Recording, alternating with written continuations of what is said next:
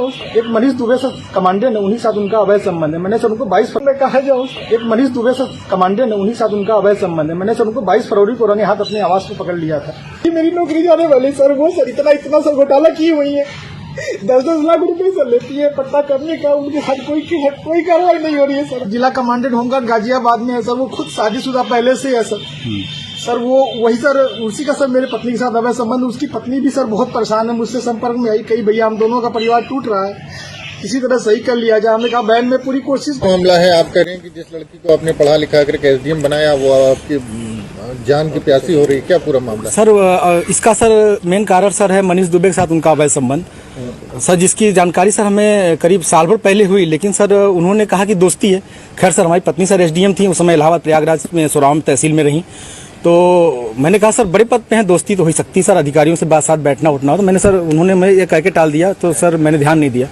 Sir इसकी भनक sir मुझे उसका ये जो शक था वो विश्वास सर 22 फरवरी को हुआ, जब मनीष दुबे गाजियाबाद से चलकर सर मेरे आवास एलनगंज स्थित सरकारी आवास पे आया और इनके साथ एक साथ कमरे में मैंने इनको देखा अवैध संबंध बनाते हुए। तब से सर ये मनीष दुबे और ज्योति मौर्य मेरे जान के पीछे पड़ गई हैं। कौन है, पूरी कहानी बताइए, क्या मामला? सर 2010 में ज्योति मौर्य के साथ मेरी शादी हुई सर।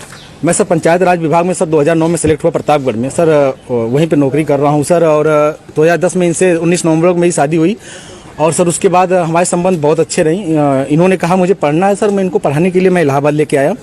और इलाहाबाद में सर द काउंसिल कोचिंग है, वहाँ पे इलाहाबाद की सबसे अच्छी कोचिंग थी। मैंने वहाँ पे किसी तरह सर पिताजी के सहयोग से, भाइयों के सहयोग से और यहाँ तक कि मैंने अपने डीपीआरओ साहब के सहयोग से पैसा उधार लेके इनको कोचिंग कराया। और सर ये मेहनत भी की सर और सक्सेस भी हुई। 2015 में ये सर एसडीएम पद पे चयन हुई, 16वीं रैंक इनकी आई। सर बहुत खुशी का माहौल हुआ कि हम एक छोटे पद पे रहते हुए अपनी पत्नी को इतना आगे ले गए। वो भी बहुत खुश थी, पूरा परिवार खुश था। और सर 2015 में ही मेरी सर भगवान की दया से मुझे इतनी खुशी मिली कि मेरी 2 जुड़वा बिटिया भी हुई और जिनका नाम हंसी खुशी मैंने रखा, क्योंकि उस समय खुशी का माहौल चल रहा था सर। और सर बहुत अच्छा चल रहा था। लेकिन सर 2020 में ये मनीष दुबे जो जिला कमांडेंट होमगार्ड है उसकी एंट्री होती है हम दोनों पति पत्नी के बीच में। और सर घर इतनी तबाही पे पहुंच चुका है कि घर तो टूट ही रहा है, बच्चे तो दूर हो ही रहे हैं, पत्नी दूर हो ही रही है सर। यहाँ तक कि मैं मुकदमा भी मेरे ऊपर हो गया है और मेरी मौत की साजिश भी रची जा रही है। क्या धमकी, आपको कोई धमकी दी उन्होंने? हाँ सर, उन्होंने फ़ोन पे सर अभी 1 हफ्ते पहले फ़ोन पे सर उन्होंने हमारे गांव के किसी लड़के से बात की, तो उसने मुझे कॉन्फ्रेंस किया। तो उन्होंने उस पर कहा कि तो जो तुम काम कर रहे हो, जो ये जांचें करा रहे हो या करा रहे हो, इसके कारण तुम्हारी जल्दी से तुम मर जाओगे। हमने कहा ठीक है आप मरवा दीजिए। तो मैं नहीं मरवा रही हूँ, जो करवा रहे हो इसके कारण मारे जाओगे। हत्या की धमकी दी है? जी सर, हत्या की। और सर उनका भाई सर सचिन मौर्य है सर, वो मेरे घर से सर रखे मेरे काफ़ी जो कुछ पैसे थे, जेवरात थे, वो सर लेके चला गया। मेरे सर उसकी वीडियो बना के भेजा कि मैं लेके जा रहा हूँ, जो करना हो कर लीजिए। और सर मुझे चैटिंग लिख के भेजा है कि आपका व्हाट्सअप सब कुछ गायब कर दूंगा, हैक कर लिया हूँ, जो सेव करना हो सेव कर लीजिए।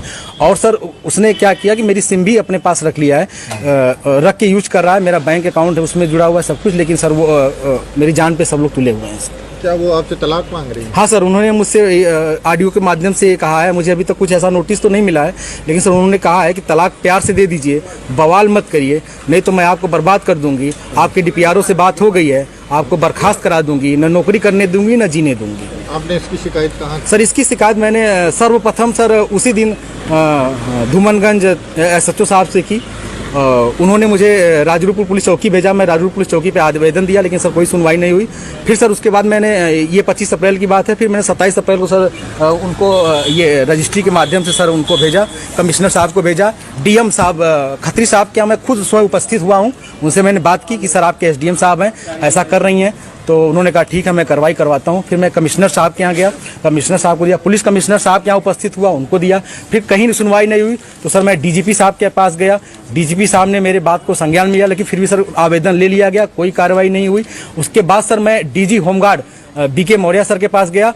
उनके यहाँ से मुझे सर कुछ उम्मीद की लौ दिखाई दी, क्योंकि उन्होंने मेरे आवेदन पर तुरंत संज्ञान में लिया और टीम गठित कर दी है। DIG इलाहाबाद उसकी जांच कर रहे हैं। मुझे सर कुछ उम्मीद लग रही है कि मुझे कहीं न कहीं हो सकता है न्याय मिले